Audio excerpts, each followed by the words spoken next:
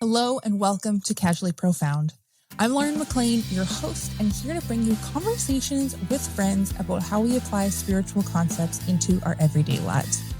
Now, today's friend that we brought on was Stepanka Kurlova. She is a dynamite. She was fabulous. Shawna Leigh also joins in this episode as a guest to talk. We came in with the intention of talking about creativity, kind of spurred off from one of the previous solo episodes that I had done about what the creative spectrum is and how creativity helps us embody our whole selves. And Stepanka took us on the most fabulous detour into etymology and the meaning of words and why we think about words and how our emotional connections to words. And it was the most fucking fabulous conversation. The whole thing is juiced. The whole conversation is juicy from the first minute. It's honestly so good. All of us come to the conversation, me, Shawna, and Stepanka come to the conversation speaking English, but all of us know different languages outside of that. And so it was just so cool. We talk about truth. We talk about how facts are created. We talk about the vibrations behind words. We talk about how different experiences that different language speakers have in the same scenario. It was just so fabulous. And then really at the end, Stepanka hits us with a fucking whammy about how reality creation plays into this and how when we choose to experience the world in a particular way and we choose the thoughts behind how we're experiencing the world around us, how that actually informs creation and creativity. And it was just amazing. So thank you so much for joining this conversation today. And please don't forget to subscribe, like, and review this podcast on whatever platform you're listening to it on. It means the world to be able to reach more people and to have these conversations shown to people all over the world. So let's get into it. Let's get into this episode. Here is Stepanka and Shawna and myself talking about creativity and words.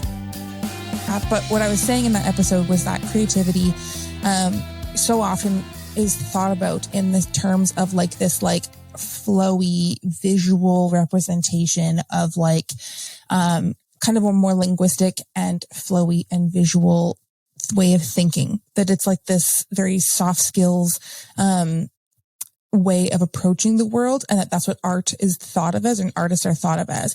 And then part of the realization that I was kind of bringing into being in that episode was that that is only one end of a spectrum. On the other end of that spectrum is a very linear and analytical way of thinking that is very kind of mind-based. And so it's almost like a mind-heart connection on that spectrum. But that the real important part of creativity exists in everything between and around that 2 points, those 2 points in that spectrum, because when you are able to fill up and use and play in that middle space and the field around those 2 points in the spectrum, I keep imagining a magnetic field and it's sexy as fuck. Those 2 points are 2 magnets and the field around it. And so because when you're able to play in that, that's really when you're able to access all of those parts of the spectrum in the field is when you are able to embody your whole self. And really that's the point of creativity, is to embody your whole self. I think lots of people use creativity as a method of self-expression, which I think is such a narrow way of experiencing creativity.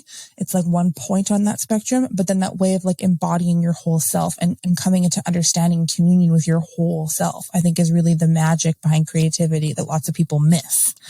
And so I'm curious, Stepanka, what your take was on that, or what your takeaway from that was. Oh my gosh. I had so many breakthrough moments just by listening to that episode, and I feel I almost felt like I'm falling in love with you. I'm she gets me, she can word everything I've been feeling all this time. I feel creativity is something I am so passionate about, but I hardly ever come across people who are on the same wavelength, if that makes sense. And yeah. I really see creativity as simply being alive and engaging with everything in your life. I love the examples you gave in that episode, such as doing your makeup and just channeling your genius by, doing your own makeup, doing makeup for other people. And my journey was very similar in that way. I remember being called shallow or superficial for being interested in different colors, eyeshadows, or jewelry. And I remember like being told at school, well, you're either really smart and academical, like you study at university, or you are interested in those kind of things. And I couldn't really get my head around it. I always felt like those things work together. I loved, like, the thing I studied at university was linguistics. But when I first started, the first university I studied at was linguistics. I studied German language, etymology of words, and I saw that as a creative process. And I just loved playing with words. I loved experimenting with what kind of feelings words bring up for us. And I felt like that is so connected to my other hobbies, such as arts and crafts and makeup and fashion and jewelry and literature and poetry. I felt like it's the same thing. And I also always felt that sometimes I just see something or I hear something and it inspires me. And I don't know whether you remember this from the episode, but you said something so cool. You said that sometimes you had a book, like a book about, I can't remember what exact book that was, but you haven't actually read it. You just flicked through the pages and it was almost as if you downloaded the codes from that book. And I've had those experiences in my life too. And it's not only the energy of the book, but maybe just the colors, the color palette. And I'm just able to just take it from that book right away without needing to study it in depth. And I feel that is definitely something that happens when we are in flow, when we don't overthink it. And yeah, I hope I'm making sense. I just get all passionate about it and I could speak about this for hours, but a short answer, I feel like creativity is simply being alive, noticing life around you, interacting with life, interacting with other people. And it's really about how you see life. We're just talking about words. So etymology is Shawna's favorite thing in the fucking universe, and or one of them. And I also love it. I love it exactly the way you described it, of like so Shawna loves like the backstory of words, and I come at it more of like, how has what sensation has a word imprinted on people's bodies, and like how is the collective truth programmed from the from the individual imprints that people have stored in their bodies, right? Like kind of like how is an apple, like, right? Because we've all like have this collective imprint. So then thinking about your spectrum of creativity and how, and like etymology then is on the, like more analytical side for you. Is that what you're saying? Yeah. I'm just obsessed with it. I just love seeing how words got created, what was the journey, how it evolved. And in a way, it's such a good metaphor for how we evolve as well. Can you tell that so story? Much. I'm into that story. Can you tell that? Because like you studied it, you learned it. How did words happen? My God, yes. I am no expert, but personally, I studied Germanic etymology. So I was looking at how like German or Germanic words evolved and what they look like in Austrian German, in German, and also in the Scandinavian languages, for example. But like I had a major breakthrough moment when I was studying linguistics. And I love, because Lauren, you already spoke about it. And it really is that every word creates a feeling within us. And we might think that this word is neutral. It doesn't really mean anything. It's neither good or bad. But the truth is we might have an emotional code with it. And that is something I find is super powerful, something we've got to learn about more. And I was really worried about studying linguistics because it was very difficult. It was quite complex. And very often I would go to classes already feeling a little nervous, like, will I be able to keep up with all the students and my teacher? And one day, so I come from the Czech Republic and I studied at Prague. And this university has the most incredible view of the Prague castle and bridges across the river. And I remember just looking out of the window, and this teacher started talking about this topic. She started talking about how words are connected to sensations inside our bodies. And that really caught my attention because up until then it felt all a little too boring and not exciting enough. And she gave us this sheet of paper and it had a list of words on it. And she asked us to read every single word and write down the first 3 associations we have with this word. And we all did that. And I was really into it. I'm like, that's so interesting. There are things such as the color black, the color green, yellow, white. There was things such as money, being a student. And it just really made me think. And I realized, well, I do have associations with every word, even though I thought that they are neutral. They don't really mean anything else. And then we started saying it out loud, and there was a theme. Like the color white, most girls wrote down a wedding dress. Of course. Innocent, so those kind of things. But then there were also differences. Let's say being a student, I wrote down library, books. And someone else said being broke, right? So you can tell how different that is. And yes, I'm just going to stop here because I'm sure both of you have something else to say. But this was really the moment for me when I realized that this is actually a very juicy topic and something I want to explore a lot more. Mm-hmm. I know I was taught entomology from an NLP perspective, from neuro-linguistic programming. And so we were taught it specifically, we were being taught how to listen to the way people speak and listening to the language patterns people use, and how those language patterns communicate what beliefs they're holding about themselves. And so we were taught a little bit about etymology and kind of thinking about where words come from. And so I'm curious, with both of you, kind of what your perspective is on how, like, on a surface level, my initial impression would be that, like, I have created my meanings for the words I have experienced on my own.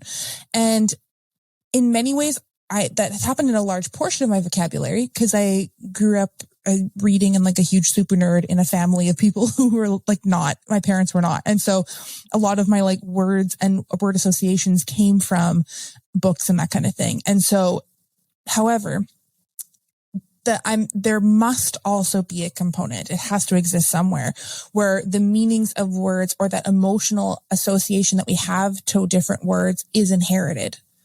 And like, I know, Shawna, you've talked in the past about like where the meanings of words come from and like the different components when you break words down into their pieces, that kind of thing. Like the different pieces have historical meanings that lead into it. And so I'm curious where the nexus is with words of like, where is the blood ancestry and like your actual literal ancestors playing in to what the emotional connection is on a word versus where is the like historical context of that word has been used in. For example, like, in the UK, I've heard people here refer to cigarettes as fags, but yet like in North America, that is like 100% no, that word is not okay at all because in a different context, it refers to a different thing. And so I'm curious where that nexus would lie. I thought it was really cool hearing where you guys both, have your foundation where you jump off from in terms of like analyzing words and how they play into humanity and reality. For me, I start with sound. It is just vibration. There's no meaning behind it yet. And I think that perspective comes from my yoga teacher training, where we learned about mantras and we learned about Sanskrit and sound, and how, to keep it simple, you might be talking about Ganesh, and those are like two syllables that come together to make a word that represents an unfathomable concept. And that goes, but when you start, you have the seed mantra, the seed sound, and for Ganesh, it would be gum. And the way that I see it is it's as if everything that this elephant figure represents, so for example, removing obstacles, all of that representation is contained in that one seed sound, gum. And we rip that apart and add different sounds to it to add different nuances to explain this giant concept. So I go all the way back to vibration, that there's a vibration in these sounds that we put together that we call words, that we've attached meaning to, that then affect us on a personal level. So when, Lauren, when you ask ancestry wise, like how many generations back? Back to when we didn't actually have words and we were just making sounds, or back to when words had meaning? I was thinking when words had meaning. So that's interesting to me. I don't know if y'all want to jump off this sound vibration point. No, I like it. Cool. I was Googling terrific yesterday because when I'm snorkeling, there are things that are fucking terrifying. And then I just keep doing it, and then they become less terrifying. And yesterday actually was one of those moments because in my first couple of snorkels, I ended up having like 50, 60, 70 black fish with indigo blue edges just attack my view. And I didn't know where they came from, and I didn't know what they were going to do. And it was terrifying. It was so scary. Like I had almost a panic attack. I couldn't breathe. I had to really slow down my breath. And I kind of just watched them from afar and then went back went back out of the water into the land. And that would have been, I don't know, maybe a month or two ago. I don't know what time is here. And yesterday I saw that same school of fish, except this time I swam down to go be with them. And I was like, oh, this is a very different experience. And it came from terror. It came from terrify, but now it's terrific. Where in evolution did the word terrify relate to fear and then change into terrific, meaning excitement? And this ultimately is the beauty of analyzing words for me, because there's God in all of it. And I think that the transition between terror and terrific is when you first have God revealed to you, it is fucking terrifying. But the more you practice and the more of a relationship you build with God, it becomes more of a terrific experience that was birthed from terror. So I don't know. I had fun with that. I don't know where that changed. I wonder if that is a humanity evolution thing where we became less afraid of the God figure and more embracing towards it as a collective. I don't know. I love what you said, because it's actually something I looked into myself, because English is not my first language. And when English is ridiculous. I am learning words and I'm like, how did this happen? How did this word become this? And I feel sometimes it's easier for people who are learning the language, because native speakers, they might not think about it as much because it's like, well, it's always been this way. But for me, I'm always like looking up different words and I'm like, there's been an evolution here. How did it happen? Like I can see it between words. So thank you for sharing that story. I love them. Love words. I'm learning Spanish, and that means I also help teach people English, and they ask me questions that I wouldn't just normally think about. And like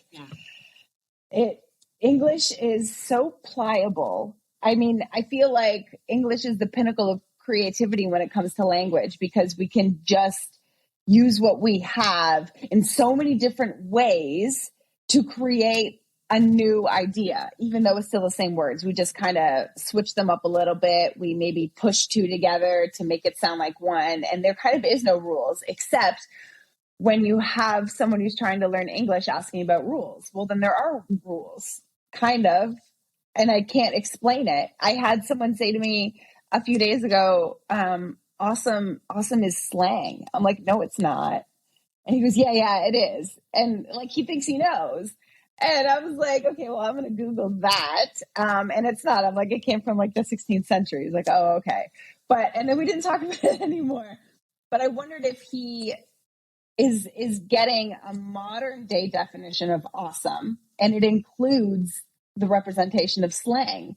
Whereas when it was created, whatever you call it, in the 1500s, it actually meant something else, which then gets me thinking awful and awesome. Like, if you want something that contains awe, wouldn't you want it to be full of awe rather than some of awe?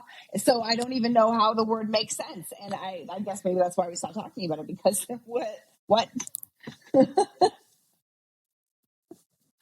I don't know. And context too. He said, what's the difference between but and but? And I said, a T. And he goes, well, how do you say it differently? I'm like, you don't say it differently. He goes, well, how do you know which one you're talking about? And I said, context. And I don't know. I wonder if that's a part of that conversation about words and the evolution of them. Well, I think it's such a gift in that, because the words represent a vibration, like you were saying. Yes, like the gum and the Ganesh and all that kind of thing. And it's really cool. This is I've already gone on the tangent. I was going to say a quick tangent. There's a book that I read when I was a kid. It's called Aragon.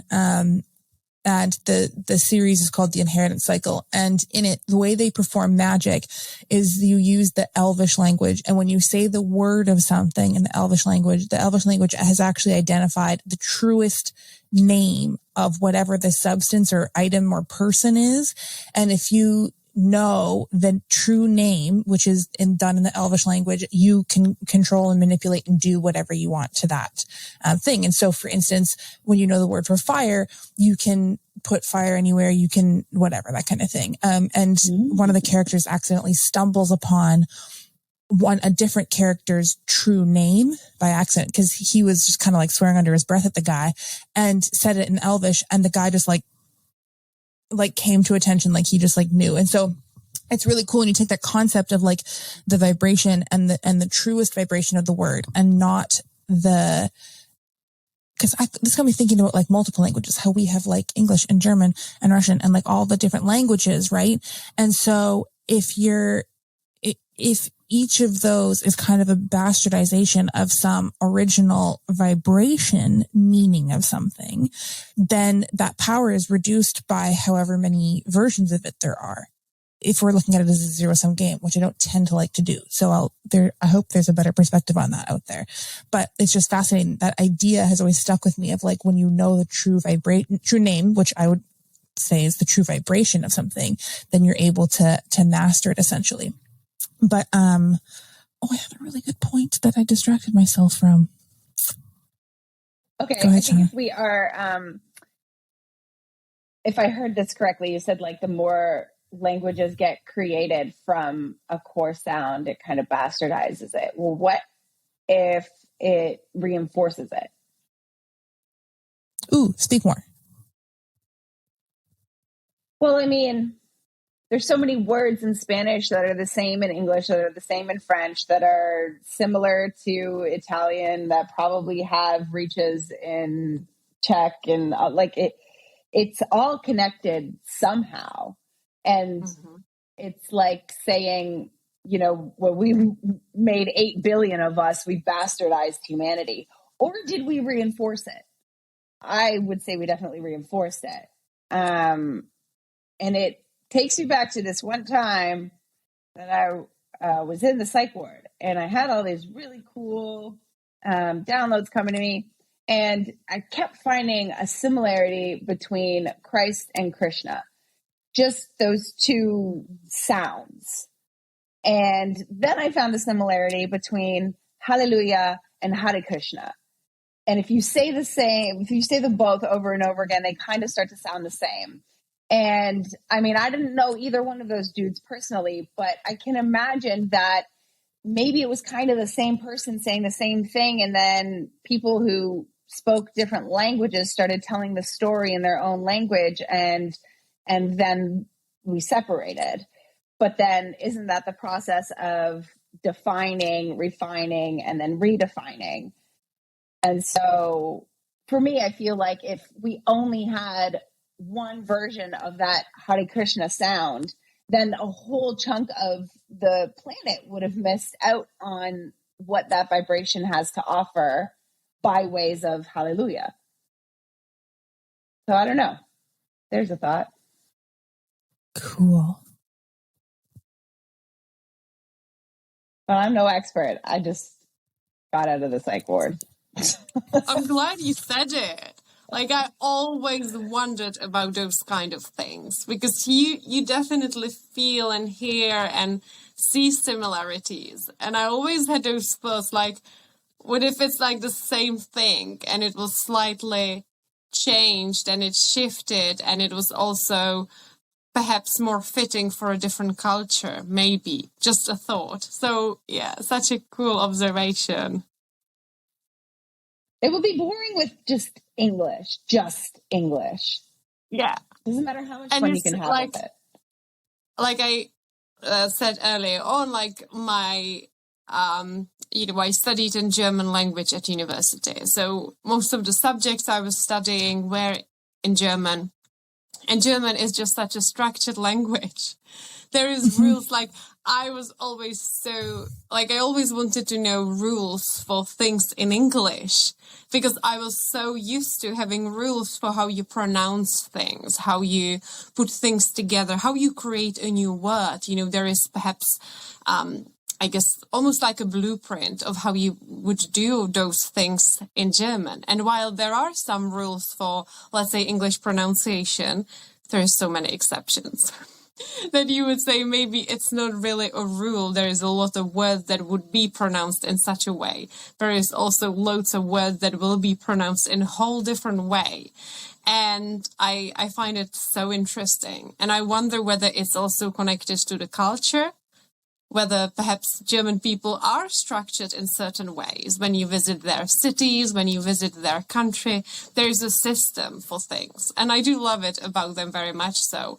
And then in Czech, it's also slightly different because that's my mother tongue. But sometimes I find it easier to observe those things in foreign to me languages, such as English or German. And then last summer I was visiting Italy for a couple of weeks, and I was just shocked at how many words I can just understand, just because I obviously see, let's say, the word has the same root as it would in English or German or in Czech, and I can just put things together. Isn't that so cool? That's like a superpower. I think that's a superpower. Yes. Keep going.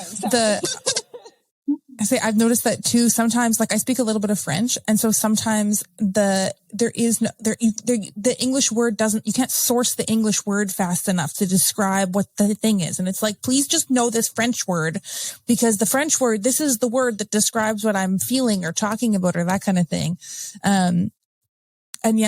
So German has been a language that I have never really fucked with a whole lot, until I had a friend a few years ago who learned German in school the way that I had learned French in school and that kind of thing. And so she started showing me German things. And I'm like, oh, that is so much closer to English than I would have ever guessed. Cause like French and English are not, I mean, they're different. They're definitely different, but like there's a lot of Franglish that you can pass by on, and, in Canada at least. And, but German, I was shocked at how parallel German was to English in that way. Yeah. And one thing I find fascinating about English, I guess everywhere, but especially in England, you can notice it, is how certain words have come from French. And when I ask English people about it, sometimes they are not familiar with it. They actually don't think it's a French word. But for me, sorry? Like déjà vu. Yeah, absolutely. But even like words such as chauffeur, right? Like not everyone realizes it's actually originally a French word. Sure. And then when you've got things such as continue and carry on, like their meaning is similar, the same in some way. It could be a synonym. And one of them comes from French, and words such as carry on is a phrasal verb. And those were, as they say, according to history, were created by more like English common people in England during like medieval ages, while the upper classes were learning French, so they would say continue. And this, I just find all of those things so interesting. And then like a whole different topic, one I find so interesting when it comes to language is like the emotional codes we have with words, and how one word can actually bring up a lot of emotions for us without us even understanding it fully, while for someone else it doesn't mean anything. So I'm just curious to hear your thoughts on this, because I know you mentioned NLP, neuro-linguistic programming, which I also studied. It's something you've got to study when you want to become a clinical hypnotherapist, and it's one of the first things you learn as a hypnotherapist. Like, you've got to use the right language. You've got to be really aware of how your client speaks, how they describe their painful memory. Because if you describe it in a whole different way, if you use your own languaging and words, they might not actually resonate. They might not have such a result from a hypnosis session with you.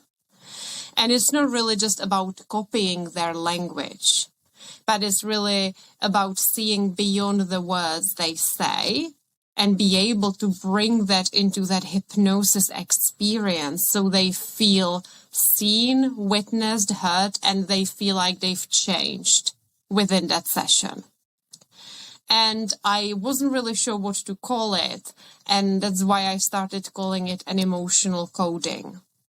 Like, we have an emotional code with a certain word, and it gets triggered. And sometimes it could be a really positive thing, while other times it can feel like, wow, it actually feels overwhelming. And such an example could be the word family. You know, a word we use all the time. For someone, that word could be very triggering. For another person, it could be like, oh my gosh, like, yeah, I get so excited just by thinking about my family. Or maybe I see my family, or I see my friends and people around me as family. Can you see, like, there is just so many levels to all of that. And it really is the energy behind it, isn't it? Mm-hmm. Mm-hmm. It's in NLP. One of the exercises that we learned was a drop through. And so you literally take a word. A word is often the unit that you want, as opposed to like a memory or a belief or that kind of thing. It's literally a word, and you transform it. You literally drop through, you literally take them through an exercise to change the shape and texture and storage location and sensation and experience of that word into something different at the end. And you literally remap that word and the neurological connections to it.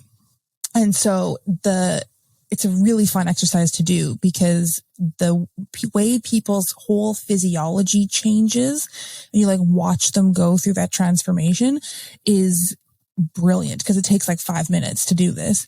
And, you can just see it like melt out of them as it's happening. Because usually you don't pick a word that's like really fun and great and like, let's change that around. Usually pick a word that has some density to it, to change. But I know, Shawna, you have a different method of reorganizing that storage location, eh?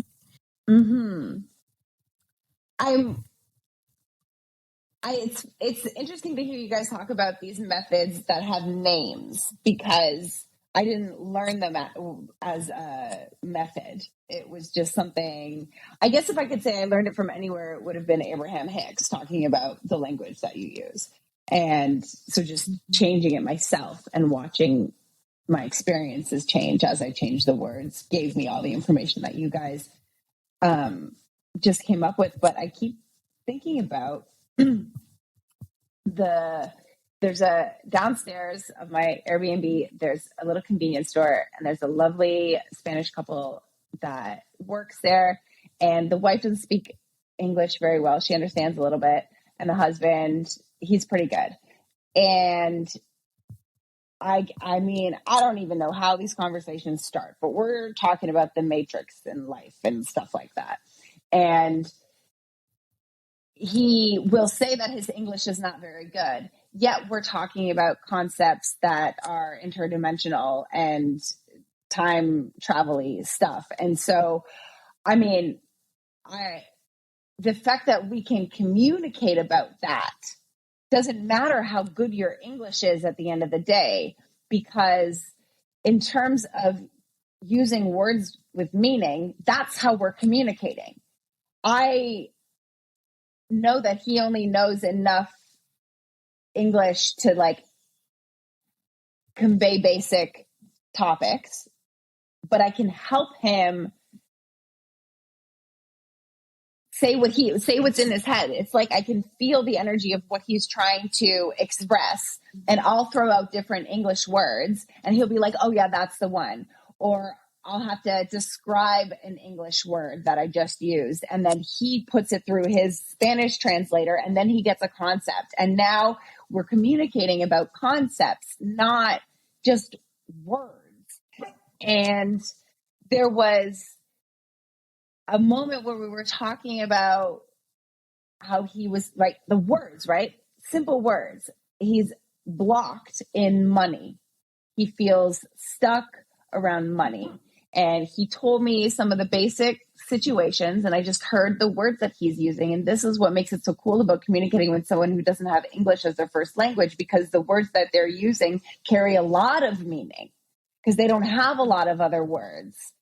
And so, number one, it forces me to really simplify what I'm trying to say. It forces me to slow down in speaking, and it forces me to listen more to what they're saying. And he kept saying, I'm waiting for this to come through. I'm waiting for this to come through. And I was like, I can work with this. Like, I know he's not speaking English in his head, but I can work with what he's speaking right now. And so I just said, change the concept of waiting. Like, when you keep saying waiting, what you're reinforcing is that this money is not coming, that you are living in the space of waiting for the money to come. And then he put that through his Spanish speaker in his brain, and it made sense to him. And just like you were saying, Lauren, you can watch the transformation. I watched it happen. And he said at the end of it, like, I really don't even feel stuck anymore. Messages me the next morning, and he's like, the bank offered me a loan. I didn't even ask for it. And somebody wants to buy the property that I was waiting to be sold.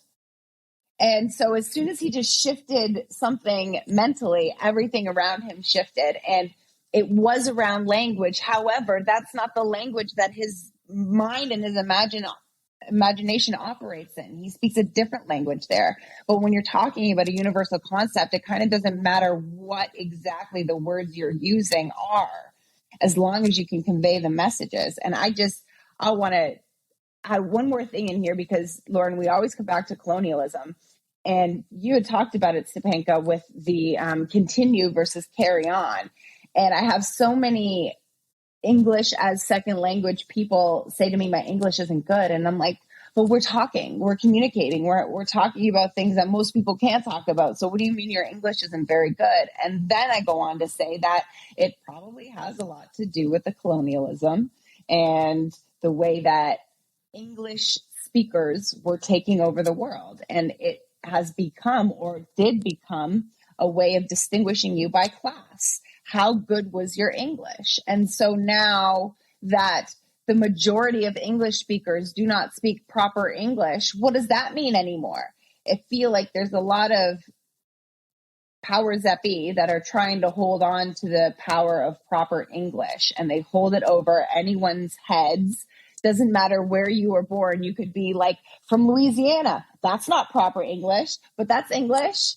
And everyone here that speaks English is not speaking proper English, but it's English. And Stepanka, you're not speaking proper English, but we're all communicating in this language and understanding each other on levels beyond words. So there. Oh my gosh. I'm just gonna jump in with something because Laura knows I have just returned from the Czech Republic. So me and my partner, we spent the past 8 days visiting my family in the Czech Republic.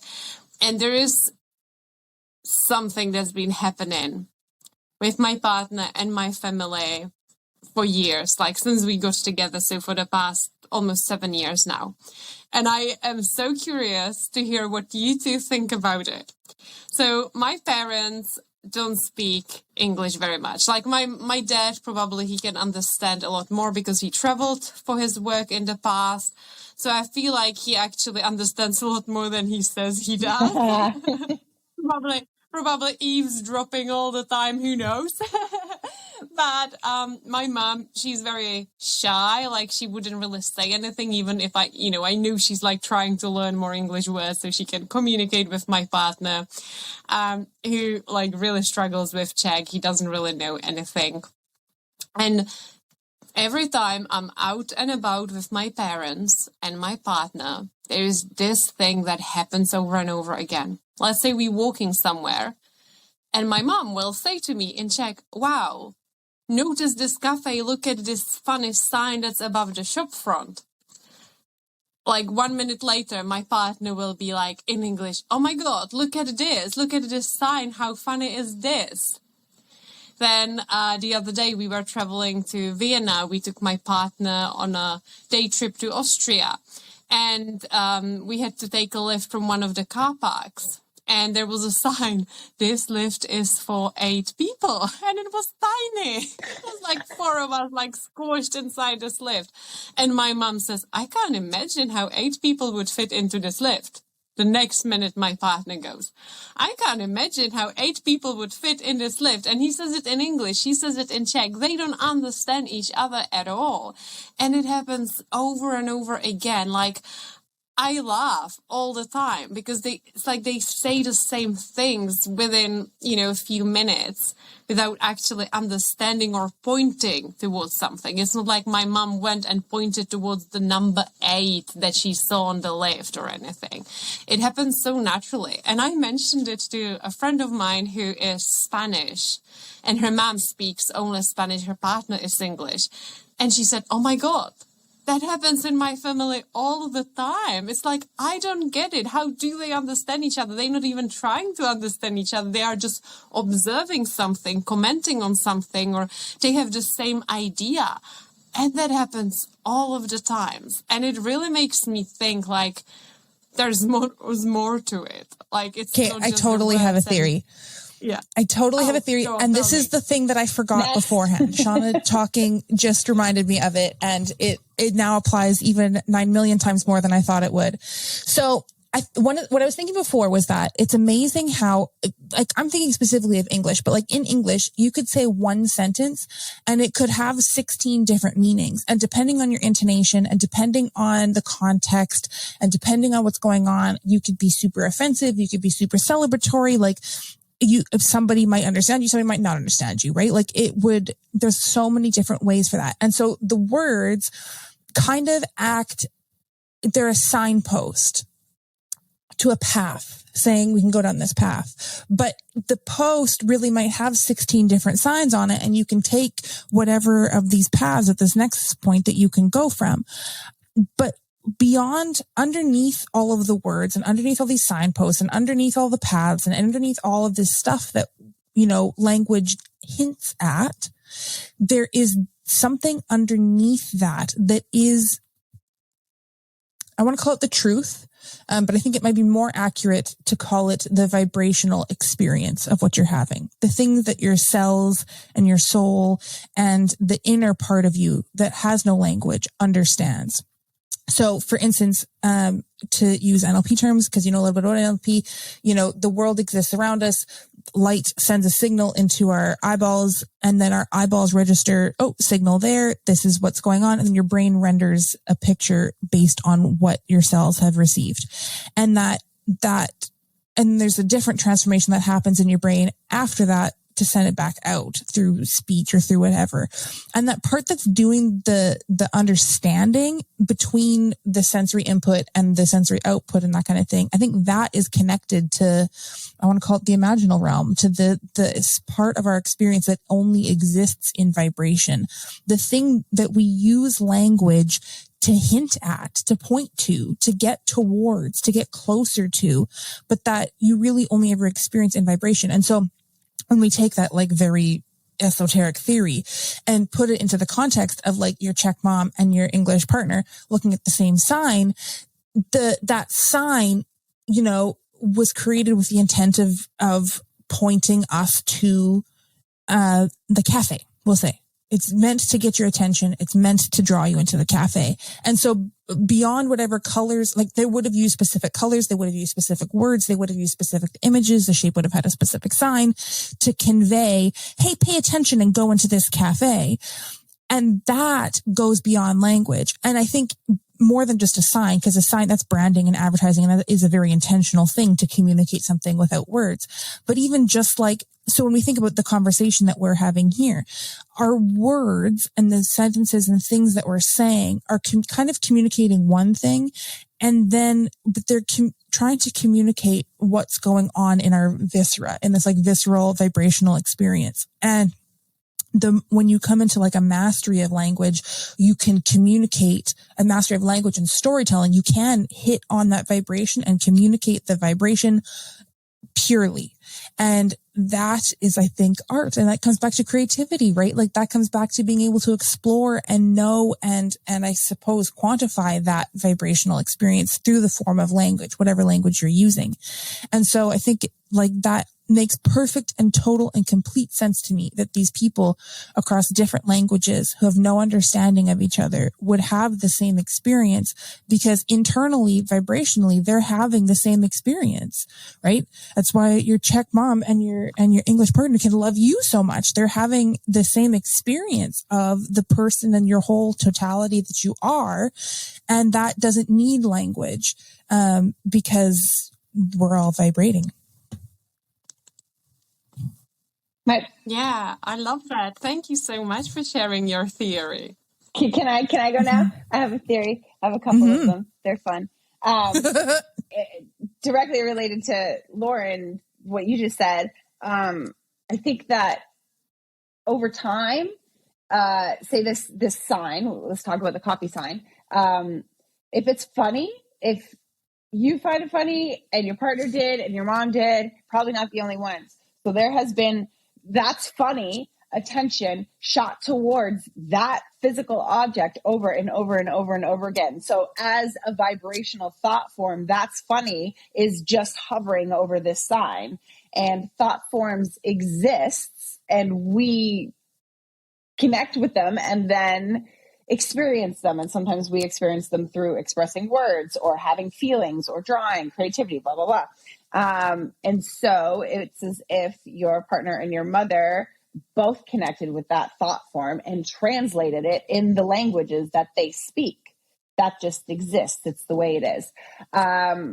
Another part of that, I think, is that this Stepanka is your video game.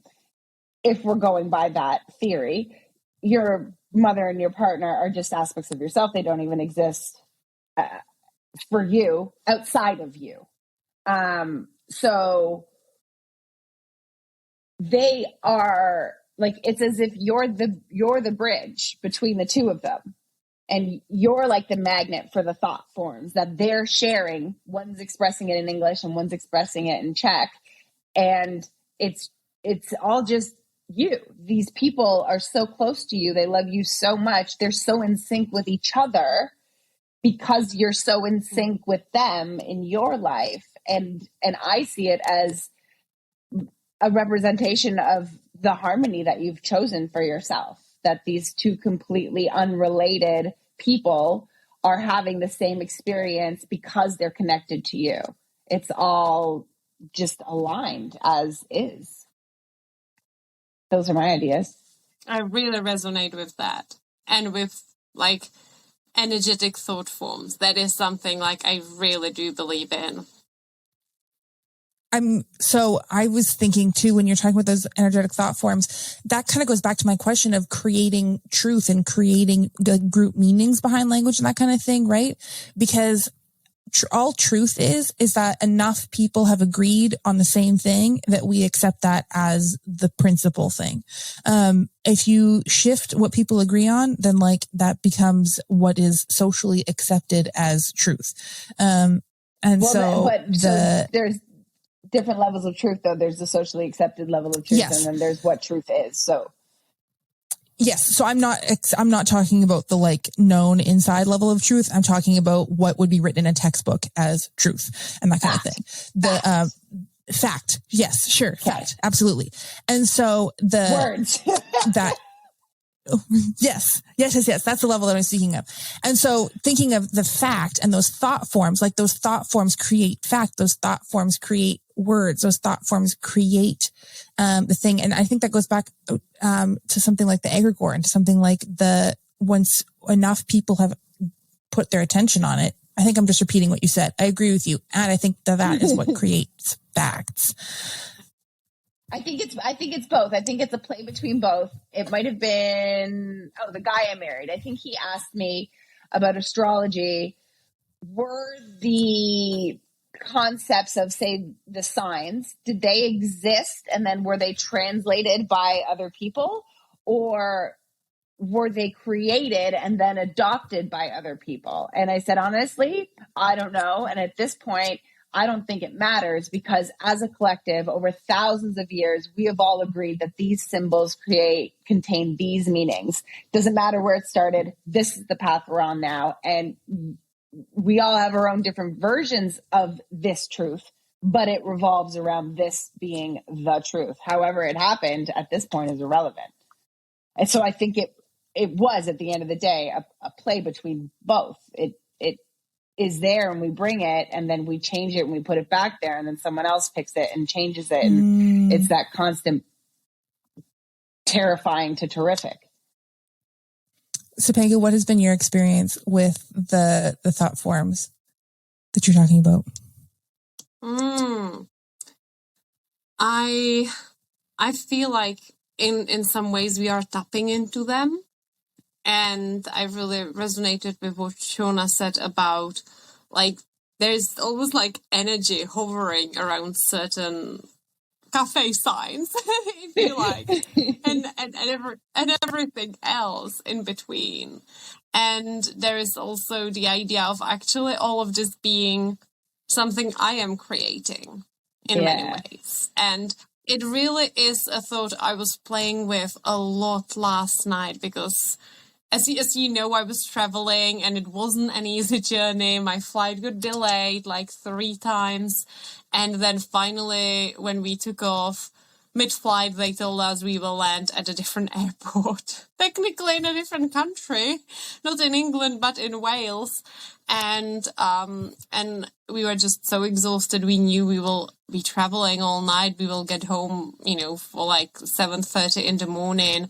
And I was just observing the world around me. Some people were sat at the airport and were like, so annoyed, so angry, really struggling with these updates and changes. And then I saw a group of younger girls, and they were having the time of their lives. They were laughing and giggling. The flight was delayed at this point, like 3.5 hours. And they were just making the most out of it. And I could really see like they're just enjoying themselves because they are together. Maybe they are on a girls' trip. I'm creating my own story about what they are up to. I might be completely wrong, but they're just having a really great time. Then I saw a couple and they kept like, cuddling each other. And I'm like, maybe they're just making the most out of this delay, because that means they will spend more time together. And then I just reminded myself like, how am I choosing to experience it? Like, what's the energy I'm going to create? Am I going to be really pissed off? Am I going to be annoyed and angry at the cabin crew? Or am I actually like feel good? Like, can I choose to feel magical and incredible, even though like all those delays and inconveniences are happening? And then when they announced mid-flight that we will land at a different airport and they don't know what will happen next, at like 2 a.m, again, I had that choice again. And I'm like, okay, what energy am I tapping in? And I sometimes imagine it is like a bubble of energy somewhere floating, and I'm just tapping into it. So is that creativity? Is that where creativity lives? Because it feels like in this moment where you are in observation, right? Like, because when you're painting, you're not necessarily observing. You stand back and then you're observing. So in this moment of observation, you're presented with these different mediums, these different thought forms to choose from. You can look at the people having an awful time, or you can look at the people having a good time. How do you know that? Because of the energy that they're emitting. It's a feeling. And so now you're focusing on these girls having a blast, and you're creating stories in your head that are a blast. And it doesn't matter if they're true or not, because you're starting to create emotion around this, and you're starting to create momentum in the form of having a good time. And then you decide now I know the tools that are in front of me, what am I going to use for my own experience? And then you continue on that route of, I want to have a good time. I'm going to look at the couple cuddling. This is going to be great. You just be there. Is that the moment of like creativity presenting itself and then choosing it? Because you could look at the couple and be like, yeah, well, they probably have no misery in their life, so they don't understand how miserable I am. Like, there's so many different ways you could interact with that, except you chose to accept this kind of creativity, the kind that made you feel XYZ, and then went with it. Like, is that what it looks like when it happens? Mm-hmm. That's a question. Somebody tell me the answer. I would say, I think that fits with how Stepanka was talking about it. Absolutely. Yeah, like I feel like creativity. What is the verb here? Create. So I feel like in some way I was creatively creating my own experience. Curating. And it really feels like there is energies, there is emotions, and I was more like, okay, I'm choosing to tap into this one. That's what I'm choosing here for myself. Okay, fuck me, that's so potent, because I was thinking like, well, I always view creativity as an output. But then when you said, well, what's the verb here? It's create. And it's like, well, of course you create your own reality, you create your own experience. And so in that sense, there is no like output. There is no finish line in that, like in the sense of like you create a painting or you like create a song of music, that kind of thing. Right. And so like that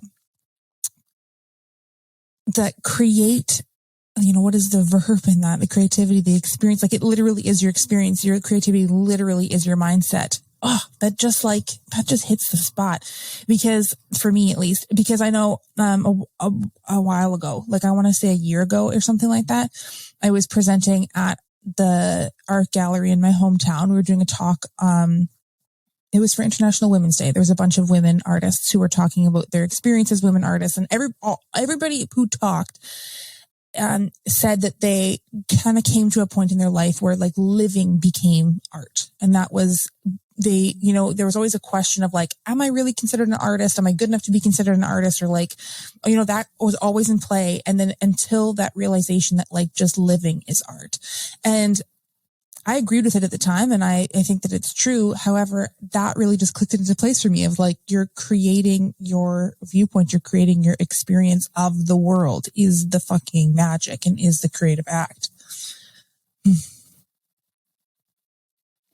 For me, it was finding art in ordinary things that as a teenager made me not want to kill myself anymore.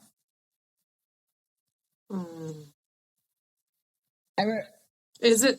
Wow. I remember being so depressed. I had a boyfriend that was on and off, but he was saving me from my tumultuous relationship with my mother. And during one breakup, I remember thinking, well, what Cosmo Girl. Y'all remember Cosmo Girl, the magazine? Maybe not. There was an art piece in there that said happiness is the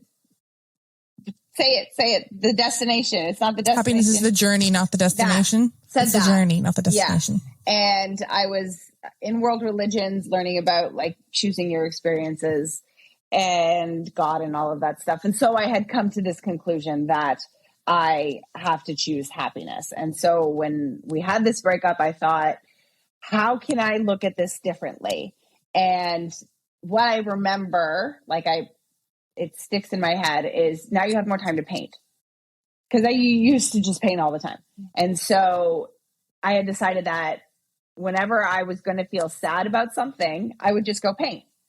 Because this means that now I have time to paint. And I think it was from there that I realized I had to choose to look at everything beautiful if I wanted to have a beautiful life, because otherwise I was going to kill myself. So it was sort of a challenge to myself and to life to present its most beautiful faces to me, because otherwise I'm not going to play anymore. And it was seeing the job I had to get, because I was on my own at 17, of making pizza, as an art. You can't just throw all the toppings on there. There's a way to do it. And working with that fucking dough, you can't do it the first time. And so I realized that when I could work with that dough, that I had mastered the art of pizza making. I am an artist of pizza making. And so it made me want to look at everything as an art. And it was like a video game that if I can find the art in this, then I move on to the next level. And I started to see every simple thing as creativity. And I guess eventually it came into, that is what life is. If there is a creator that created the things, then all of the things are creation, including myself. And that's how it keeps going, is just creativity. Like gravity, whether you believe it or not, it's there. It's still doing its thing. We don't have to make it do it or not. We have nothing to do with it. So I think it's a thing that's always existing. And in your output method, Lauren, like you can pull from it and output it into your experience, but it's still there. It's still functioning, whether you're paying attention or not. And I don't know, guess chose to pay attention,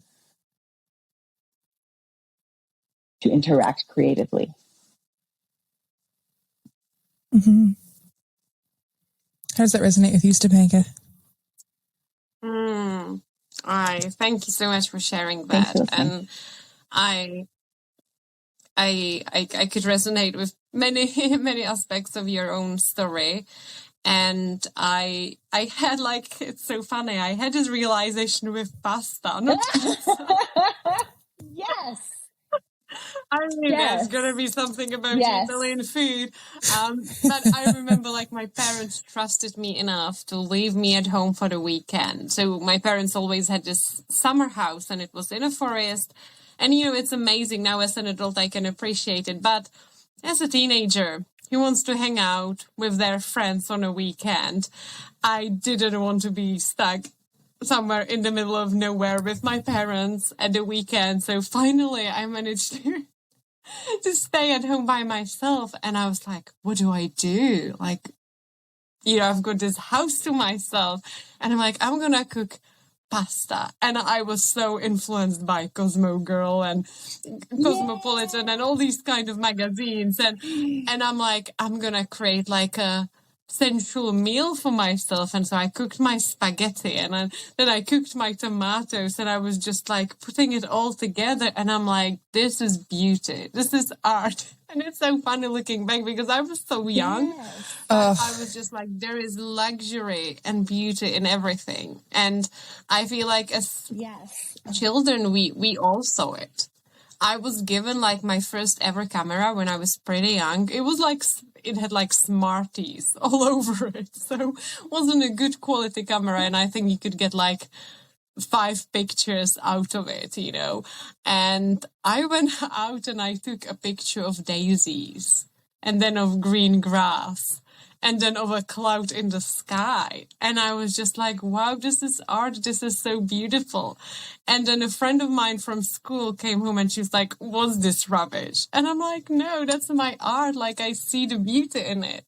And then, of course, as a teenager later, I wasn't in touch with all of that. But I feel like, you know, as a child, I definitely saw that beauty and art that's in everything in life.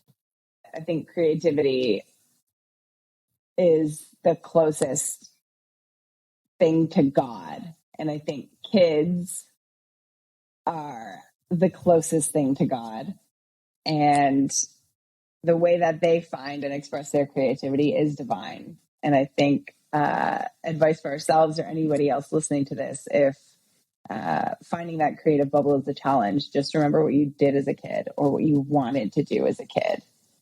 Because that's the gold. I think that's the freedom. I would look at the kids I nannied for when my little Lucy would take my camera and take pictures. What's a 6-year-old taking pictures of? Like shadows and flowers and grass and her friends. And like, this is what she finds beauty in shadows. So yeah, I loved how you brought that specific image into my head, because it's a good reminder for me as well. And thank you, both of you. Thank you. Oh my gosh, I'm so glad to hear it. It's not just me. Or I used to record like you know, when you had like a one of those old school cassette players, and I would record the birds singing outside my window as a little kid, or like the thunderstorm, or like the leaves and falling of a tree. I found all those things so intriguing. Yes, I love that. I used to do a cassette. My phone is full. I used to do a cassette radio show. She did. I love that. Mm-hmm. Yeah. Yeah, my sister. No, with my sister and her friends, there was one microphone that plugged into our dad's old stereo, and we'd make a radio show and then like sit by the radio and wait for our favorite songs to play and like hit and like put the songs in between our radio show stuff. It was a ton of fun. Yes. So anyway, thank you so much, ladies, for joining me for this conversation. This has been a delight. Yeah. Stepanka, thank you so much for that detour into etymology, because that was fucking brilliant. Yeah. Love that. There's a big neon arrow pointing to that one. Yes. Thank you so much for just like bringing your whole self and just being like, oh yeah, this is just random part of me that I did. And it's like, yes. Love it so much. Oh my gosh, I had so much fun today. Good. Thank you. Oh my gosh, so grateful. And both of you are just such brilliant, smart women. It's, really grateful for you.